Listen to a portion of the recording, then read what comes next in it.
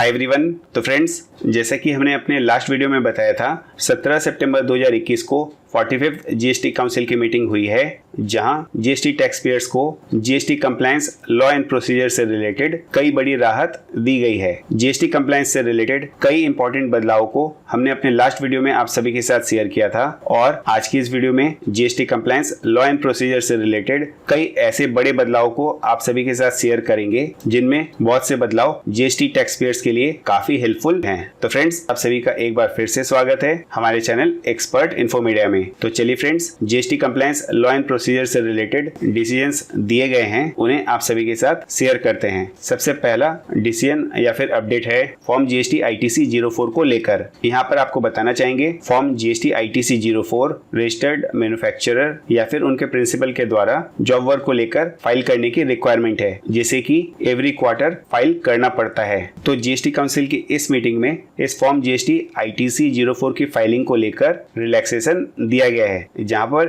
यदि आप ऐसे टैक्स पेयर हैं जिनका प्रीसीडिंग फाइनेंशियल ईयर में एग्रीगेट एनुअल टर्नओवर 5 करोड़ रुपए से ज्यादा का है, तो उस सिचुएशन में फॉर्म जीएसटी आईटीसी 04 को अब केवल 6 महीने में एक बार फाइल करने की रिक्वायरमेंट होगी। इसके बाद यदि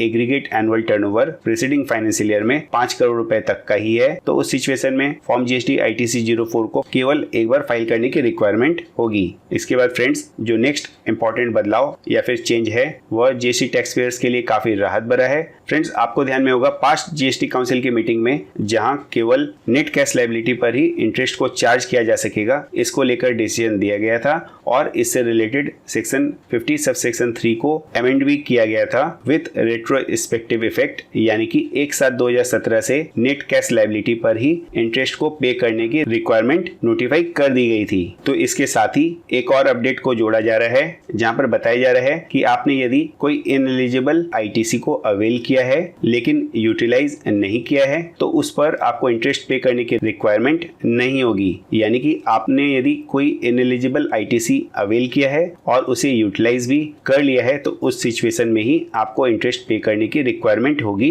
at the rate of 18% with effect from 1 जुलाई 2017, जो कि सच में बहुत ही हेल्पफुल और राहत भरा अपडेट है बहुत से जीएसटी टैक्स पेयर्स के लिए, क्योंकि इनएलिजिबल आईटीसी यदि क्लेम कर लिया गया था लेकिन यूटिलाइज नहीं होने पर भी उसकी रिकवरी को लेकर कई नोटिसेस डिपार्टमेंट की तरफ से इशू किए जा रहे थे। तो इस अपडेट के अकॉर्डिंग यह बहुत क्लियर हो जाता है कि यदि आपने कोई इनएलिजिबल आईटीसी अवेल किया है लेकिन उसे यूटिलाइज नहीं किया है, तो ऐसे में इंटरेस्ट आपको उसी समय देना पड़ेगा जब आपने इनएलिजिबल आईटीसी को अवेल करते हुए यूटिलाइज कर लिया होगा। इसके बाद जो नेक्स्ट अपडेट है वह और भी हेल्पफुल और राहत भरी है, जो कि काफी समय से अवेटेड थी। फ्रेंड्स, जहां यदि एक सिंगल पैन के अंडर डिफरेंट स्टेट्स में मल्टीपल जीएसटी रजिस्ट्रेशन है और उन जीएसटी रजिस्ट्रेशन को एज अ डिस्टिंक्ट पर्सन देखा जाता है जीएसटी के अंडर, तो वैसे में उन जीएसटी रजिस्ट्रेशन के अंडर यदि सीजीएसटी या फिर आईजीएसटी कैश लेजर में कोई भी अनयूटिलाइज्ड कैश का बैलेंस है, तो अब आप उसे ट्रांसफर कर सकेंगे,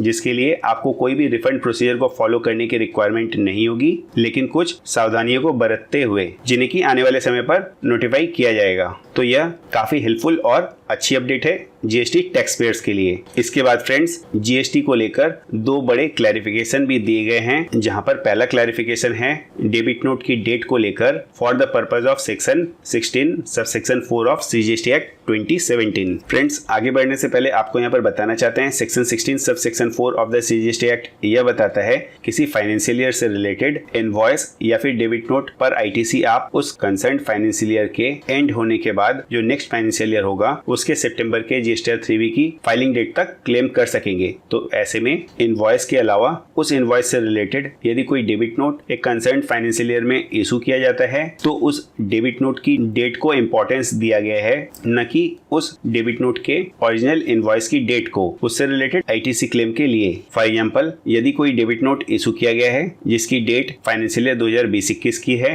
लेकिन उसके ओरिजिनल इनवॉइस की डेट फाइनेंशियल ईयर 2019-20 की है तो उस सिचुएशन में डेबिट नोट की डेट जो कि 2020-21 की है वह इंपॉर्टेंट है, और जैसे कि वह डेट फाइनेंशियल ईयर 2020-21 को बिलोंग करती है तो उसके बेसिस पर ही आईटीसी का क्लेम किया जा सकेगा नेक्स्ट फाइनेंशियल ईयर, यानी कि फाइनेंशियल ईयर 21-22 के सितंबर के जीएसटी 3B की फाइलिंग ड्यू डेट तक विथ इफेक्ट फ्रॉम 1 जनवरी 2021। इसके बाद फ्रेंड्स जो नेक्स्ट इंपॉर्टेंट क्लैरिफिकेशन दिया गया है वह ई इनवॉइस को लेकर दिया गया है, जहां पर टैक्स इनवॉइस की फिजिकल कॉपी को कैरी करने की रिक्वायरमेंट अब नहीं होगी। इस अपडेट से रिलेटेड हेल्प ई वे बिल और जीएसटी के अदर कंप्लायंस के दौरान जीएसटी टैक्स पेयर्स को मिलेगी। तो फ्रेंड्स ये थे कुछ इंपॉर्टेंट डिसीजंस और क्लैरिफिकेशंस जिनसे जीएसटी टैक्स पेयर्स को आने वाले समय में काफी राहत मिलेगी और इन्हें बहुत ही जल्द नोटिफाई कर दिया जाएगा प्रॉपर नोटिफिकेशंस के जरिए। अगर हमारी आज की यह वीडियो अपडेट आपको अच्छी और हेल्पफुल लगी है तो इस वीडियो को लाइक करें और उसके साथ इस वीडियो को शेयर करें। आपने अगर हमारे चैनल एक्सपर्ट इन्फो मीडिया को सब्सक्राइब अभी तक नहीं किया है तो इसे सब्सक्राइब कर सकते हैं और लेटेस्ट अपडेट्स को देखने के लिए। Thank you very much for watching this video. जय हिंद।